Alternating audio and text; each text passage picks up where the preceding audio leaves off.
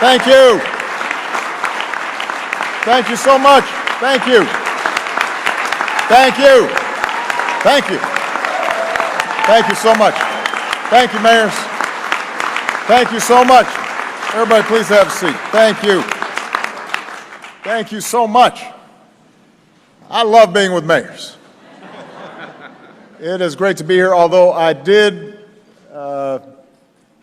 worry a little bit that Dennis Johnson would introduce me again.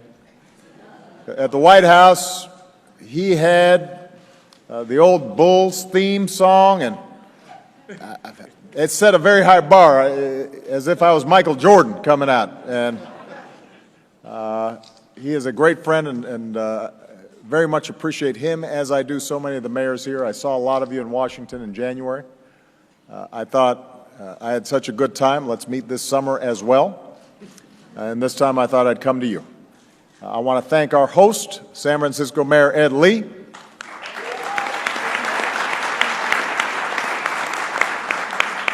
He was just in the White House for the San Francisco Giants championship visit.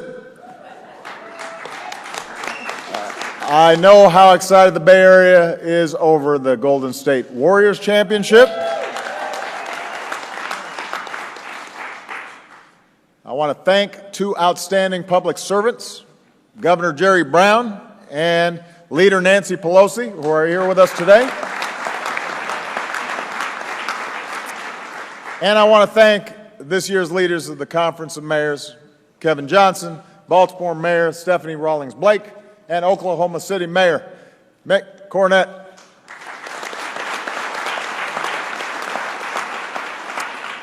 I also want to mention a few outstanding mayors who are getting ready to step down. Michael Nutter of Philadelphia has done outstanding work. Greg Ballard of Indianapolis, an outstanding mayor, doing great work with my brother's keeper. Thank you. Anise Parker of Houston, love Anise. And my dear old friend Michael Coleman of Columbus, Ohio.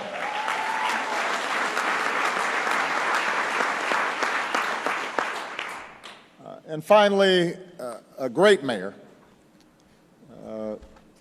one of my favorite people, and I know one of the people all of you admire so much, a great mayor, Joe Riley of Charleston.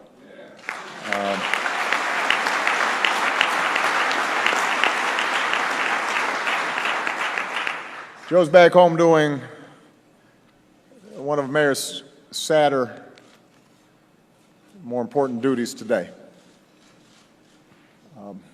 Obviously, the entire country has been shocked and heartbroken by what happened in Charleston. The nature of this attack in a place of worship where congregants invite in a stranger to worship with them, only to be gunned down, adds to the pain. The apparent motivations of the shooter remind us that racism remains a blight that we have to combat together. We have made great progress, but we have to be vigilant because it still lingers. And when it's poisoning the minds of young people, it betrays our ideals and tears our democracy apart. But as much as we grieve this particular tragedy, I think it's important, as I mentioned at the White House, to step back and recognize these tragedies have become far too commonplace. Few people understand the terrible toll of gun violence like mayors do. And whether it's a mass shooting like the one in Charleston or individual attacks of violence that add up over time, it tears at the fabric of the community. It costs you money, and it costs resources. It costs this country dearly. More than 11,000 Americans were killed by gun violence in 2013 alone. 11,000. If Congress had passed some common sense gun safety reforms after Newtown, after a group of children had been gunned down in their own classroom, reforms that 90% of the American people supported, we wouldn't have prevented every act of violence, or even most. We don't know it would have prevented what happened in Charleston. No reform can guarantee the elimination of violence, but we might still have some more Americans with us. We might have stopped one shooter. Some families might still be whole. Y'all might have to attend fewer funerals. And we should be strong enough to acknowledge this. At the very least, we should be able to talk about this issue as citizens without demonizing all gun owners who are overwhelmingly law-abiding, but also without suggesting that any debate about this involves a wild-eyed plot to take everybody's guns away. I know today's politics makes it less likely that we see any sort of serious gun safety legislation. I remarked that it was very unlikely that this Congress would act. And some reporters, I think, took this as resignation. I want to be clear, I am not resigned. I have faith we will eventually do the right thing.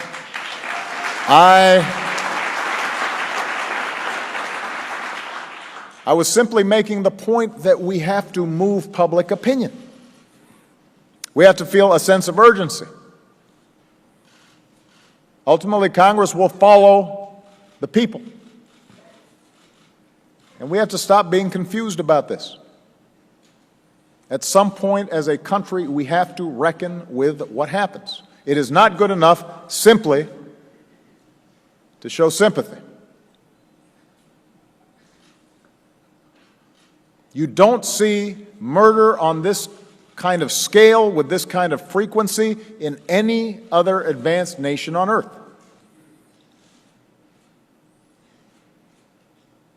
Every country has violent, hateful, or mentally unstable people.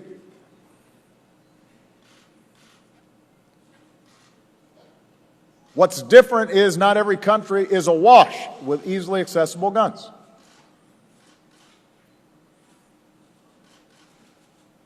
And so I refuse to act as if this is the new normal, or to pretend that it's simply sufficient to grieve and that any mention of us doing something to stop it is somehow politicizing the problem.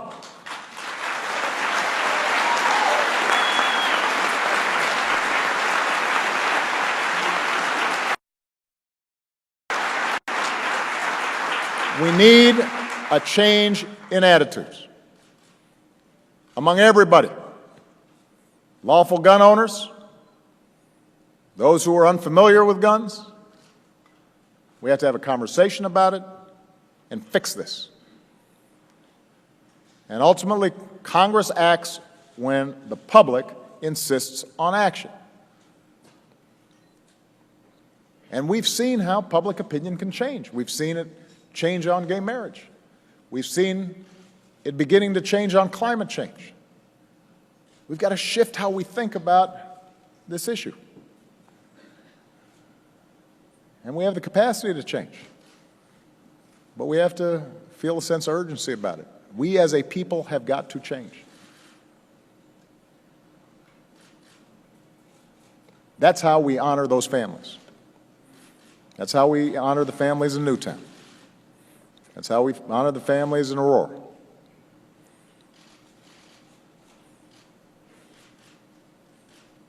Now, the first time I spoke at this conference in 2008, I said that America shouldn't be succeeding despite Washington. They should be succeeding with some help from Washington. And as president, I've made it a priority to partner with mayors like you. That's why I've named 3 former mayors to my cabinet. That's why I asked a former president of this conference, Jerry Abramson, to be one of my top advisors.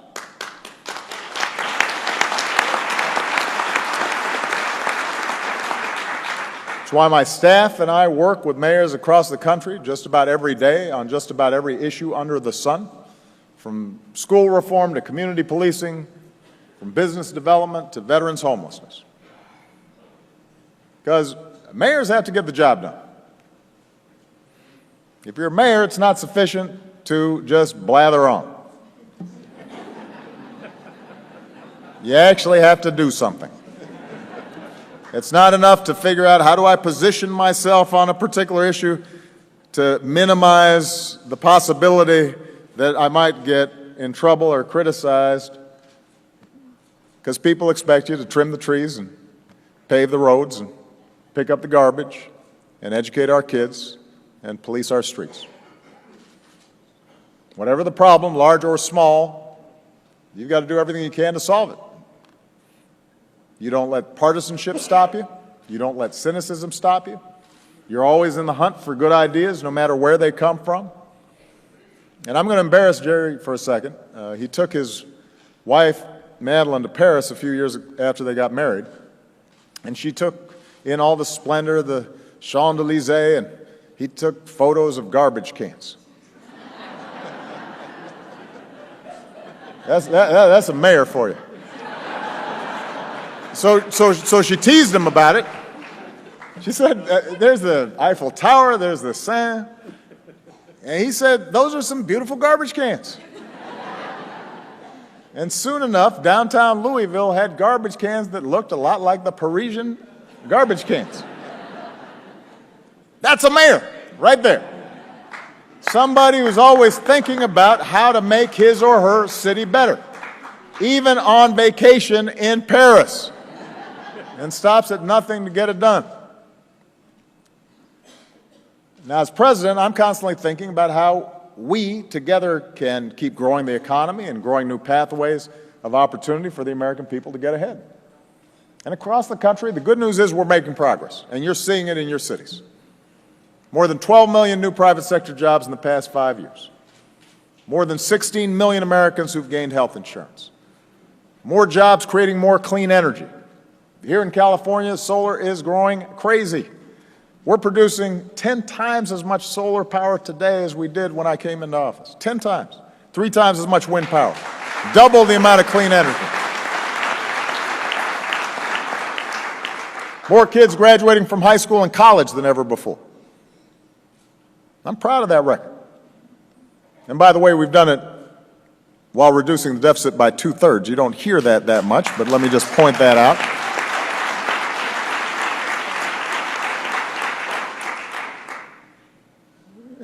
And I'm proud of it, particularly when it's so hard to get anything through Congress, even when we're talking about issues that most Americans outside of Washington agree on. But that's also why we've partnered with many of you over the past couple of years to make real progress on the economic priorities that matter to middle-class Americans. We're working with many of you to help working families make ends meet and feel more secure in a changing economy. So far, 19 cities have enacted paid sick days. 5 states enacted paid sick days or paid family leave. Oregon is set to join them soon. 17 states have raised their minimum wage. 27 cities and counties have taken action to raise the wage as well.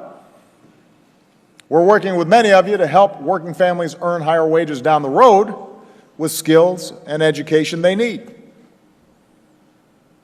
Seattle, a city with a Democratic mayor, Ed Murray, just passed universal pre-K. Indianapolis, a city with a Republican mayor, Greg Ballard, is starting citywide preschool scholarships.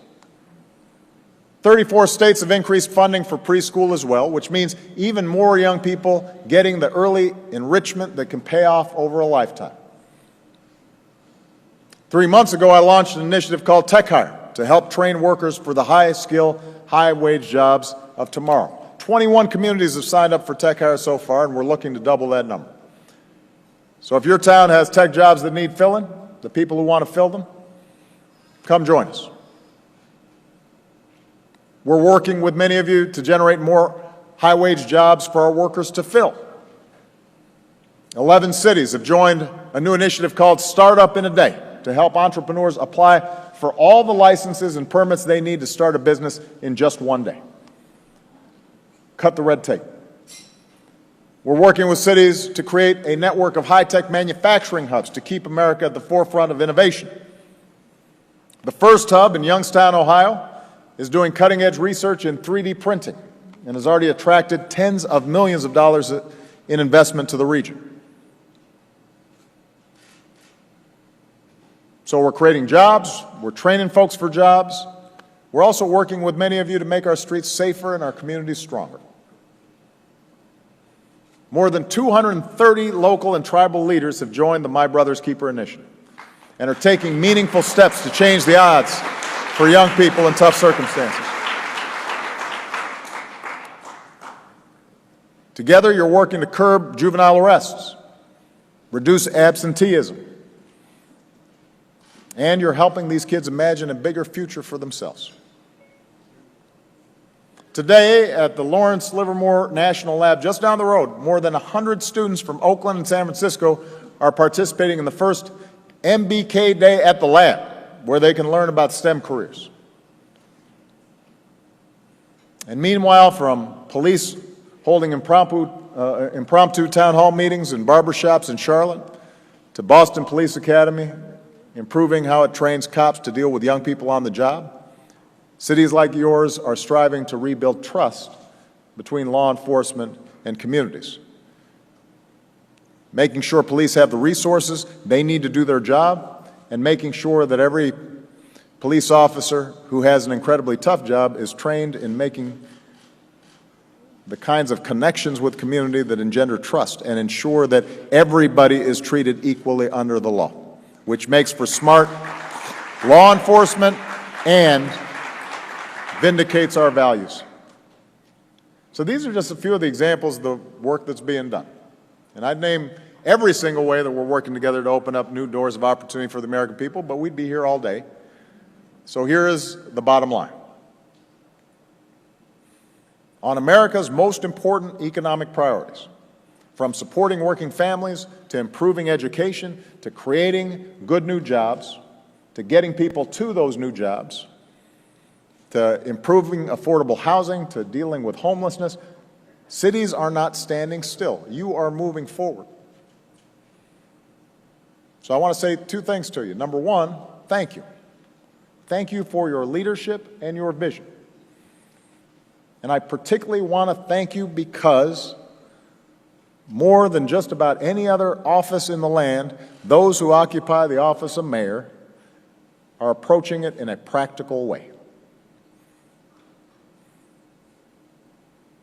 Democrats aren't clinging to dogmas and are partnering with businesses anywhere they can, and Republicans aren't clinging to their dogmas. They're recognizing that government has a role to play in helping make for a vibrant city and expanding opportunity. And that common sense, problem solving, can-do attitude, that's what the American people are looking for. That's what they need. So I want to say thank you to all of you. You're setting a good example. Now, second, I also want to say don't stop now, because we've still got a lot more work to do. We've got to keep pushing to grow our economy so that more Americans who work hard feel like their hard work is paying off, which is why I'm working with Congress to pass new 21st century trade agreements with higher standards and tougher protections than past agreements. And I appreciate the help of many of the mayors here to get that done, because you know it's important to your cities.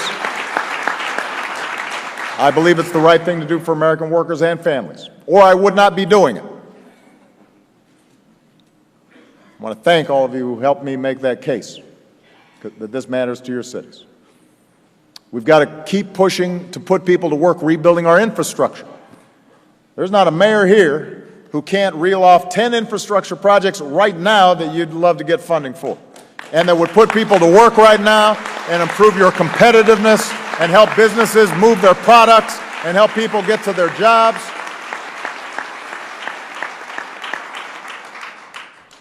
We can keep paying the cost of patching over our existing infrastructure. More expensive, less efficient, leading to higher commute times, more waste. That's an option. Or we can create tens of thousands of jobs right now building a 21st century infrastructure that makes us competitive well into the 21st century. That's what we need to do. We just got to convince Congress to make it happen. And I need mayors to help from all across the country. Put some pressure on Congress to get this done.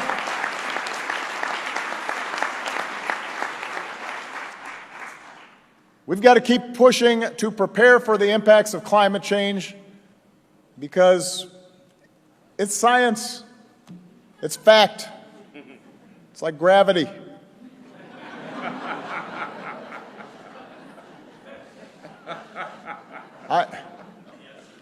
It is.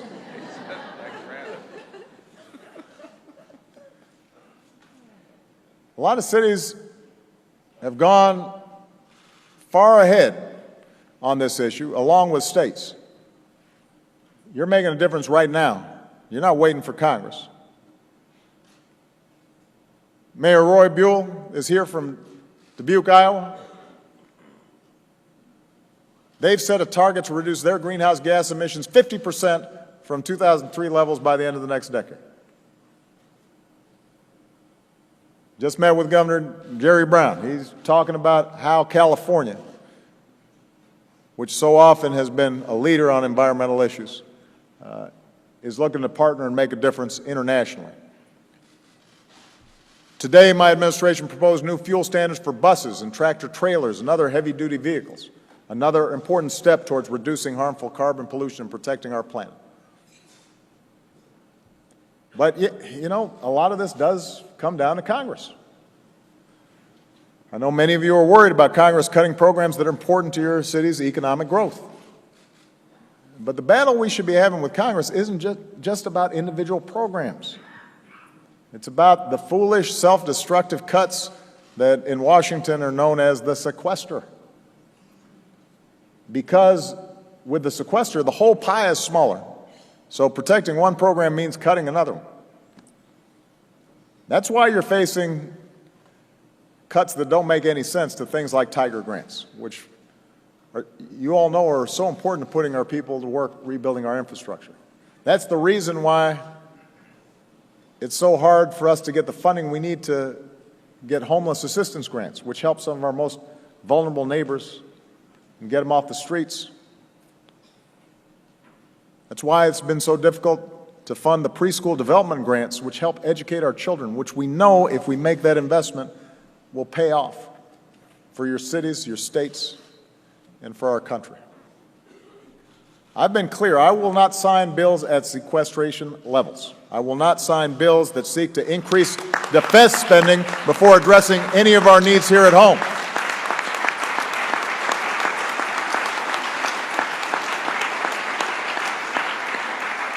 And I need your help.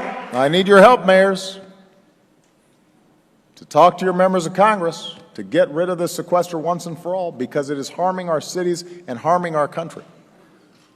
There is no business, no successful business, that if it needed to reduce spending would simply lop off 10% everything or 15% everything. That's not how any of us would run our household budget. You'd cut out things you don't need, but you'd still keep the college fund going. You'd still pay your health insurance bill and your mortgage note. There are things we have to do as a country to stay ahead. Once again, mayors understand that if there's a conflict between ideology and reality, you should opt for reality. Don't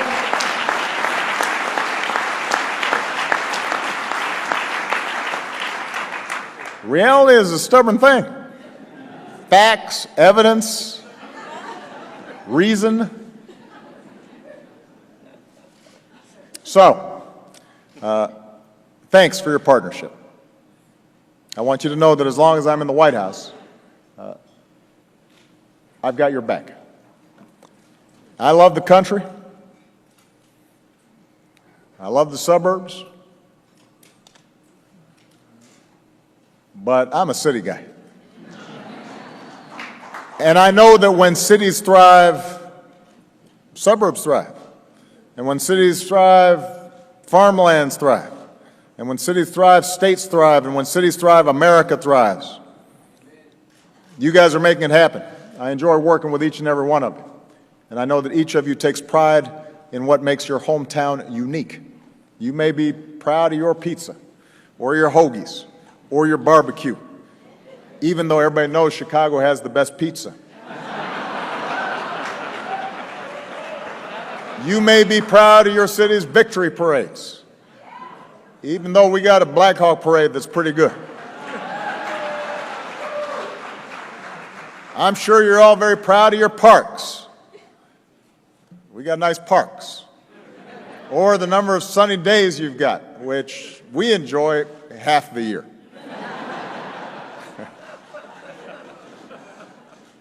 Chances are you've got a few superlatives ready in case somebody asks, what makes your city so special?